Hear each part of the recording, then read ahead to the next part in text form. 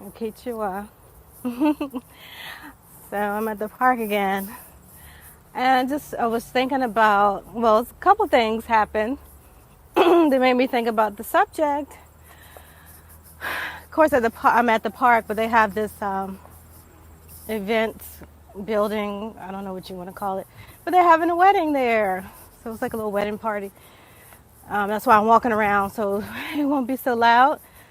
And then I also, someone liked an old post of mine from like 3 years ago, talking about the new Roots miniseries that came out in 2016.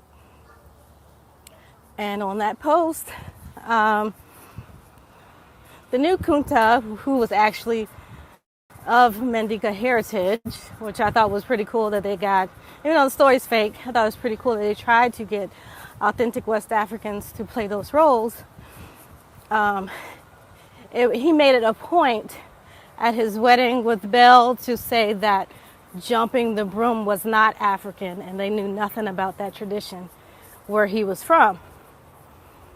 Y'all hear me? Ooh, the ducks look so pretty out here. So yeah, so he made it. I need to stop somewhere and stop moving. But he made it a distinctive point to say that jumping the broom was not African. Now we know a lot of people. Hey, OCO. We know that a lot of quote unquote African Americans started to use that, well, reuse that tradition once the original or the first Roots miniseries came out, thinking that it was an African tradition, which it is not. Also, the whole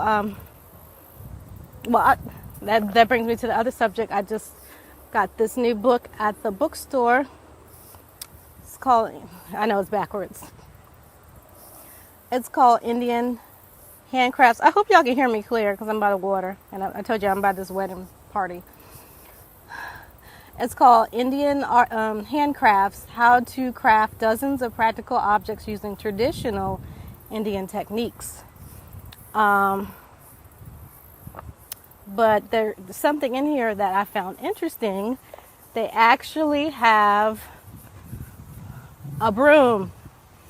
So in the book, it goes on to say that American Indians were the ones who invented the straw broom that looks exactly like the broom that they used to jump over in the Roots miniseries. Right? Now, I was told before by some elders that jumping the broom is Indian tradition. It's not African tradition. Right? So that show has a whole bunch of people taking the broom and jumping over it for their wedding, thinking that they're getting in touch with their African roots, when they're really getting in touch with their American Indian roots. Y'all hear me?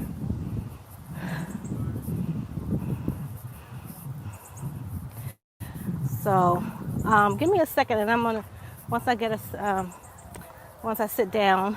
This is Saturday. It's crowded. It's not like every day. Usually, I'll say yes. Okay.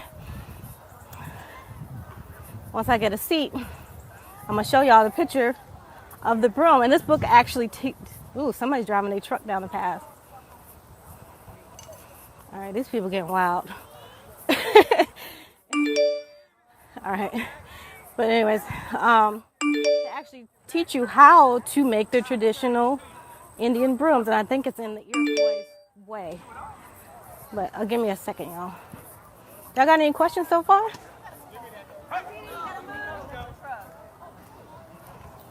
Cool. This is Saturday. It's crowded. It's not like every day. Usually, I'll say yes. Okay. Once I get a seat, I'm gonna show y'all the picture of the broom. And this book actually somebody's driving their truck down the path. All right, these people getting wild. All right. But anyways, they actually teach you how to make the traditional Indian brooms, and I think it's in the Iroquois way. But give me a second, y'all. Y'all got any questions so far?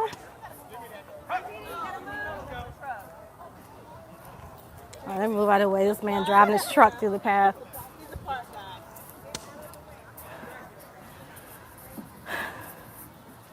You said we invented everything. I wouldn't say everything, but the track record stands. Like most of the modern modern inventions that we use today are influenced by so-called African Americans.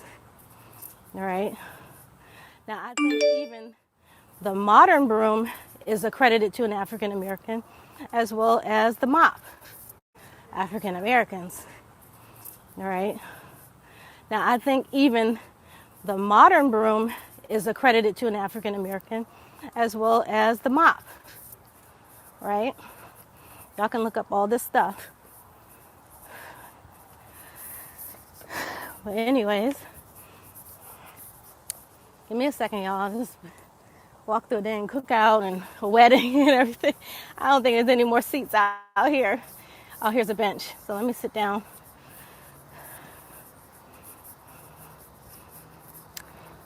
You said your grandmother told me the same thing about the broom.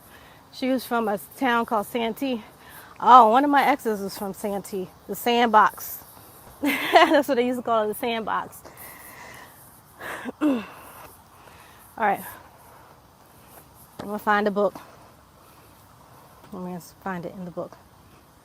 And please like and share it out so other people can see this and have this information. You got people running around looking crazy,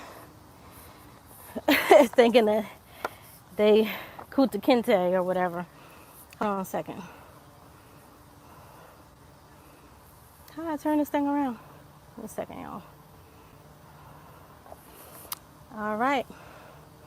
You see that Indian broom?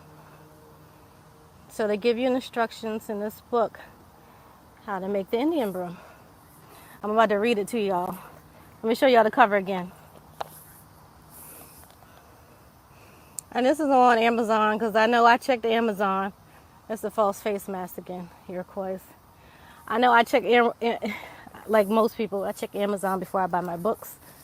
So it's on Amazon. It's just a little bit more than what I paid. I paid like $6 for it. It was on Amazon for about $7. So, all right. So here's what it says. It says the origin of the Indian or birch split. Is it split? Y'all see how it looks like it's cursive? The origins of the Indian or birch split broom have become clouded through the years. The early settlers gave full credit to the Indians and then enthusiastically set about making copies of their own to use. Indeed, the Indian broom became one of the earliest American industries in New England at the turn of the 19th century. That's what the broom looks like, y'all. Y'all recognize everybody's grandma had this broom, right? The technique has remained unchanged through the years. Since a strong metal blade is a must, it would seem that the Algonquians required trade knives before attempting such a project. It took a full day of patience to whittle a 4-foot Indian broom for sweeping. There was a smaller broom down to 6 inches for beating eggs and cream, while those twice that size did service for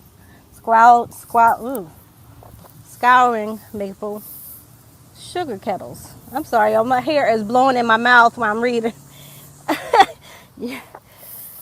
Yellow birch seems to be preferred, with the runner-up being hickory, ash, black beech, and witch hazel. In any event, the wood was worked freshly cut. Angular rings could be split free and silvered before the wood dried out. And equally important, the slivers were pried free and not whittled, or the broom would end up as a pile of shavings. All right, so right here it shows you the actual technique if you want to make it yourself. And these things are important to know. Like I said before, I'm going to come out with another video about the survival techniques or things you need for survival. But in those situations, we keep seeing our people in those situations, like I said, Hurricane Katrina, all these hurricanes, and we left high and dry, and everybody else got they shotguns, they got they what they call those tents. They got their food supplies for 3 months, and we don't have anything. So learning our old ways, like this book has some good things to teach you how to make fires in here, like the old Indigenous way. Like this one, it shows you the Algonquian way to make a broom. So the Algonquians were one of the first to make the brooms. Teach you how to make mortars and pestles. If y'all know what those are, it's like the little bowls and the grinding block that you use to grind corn and herbs and things like that.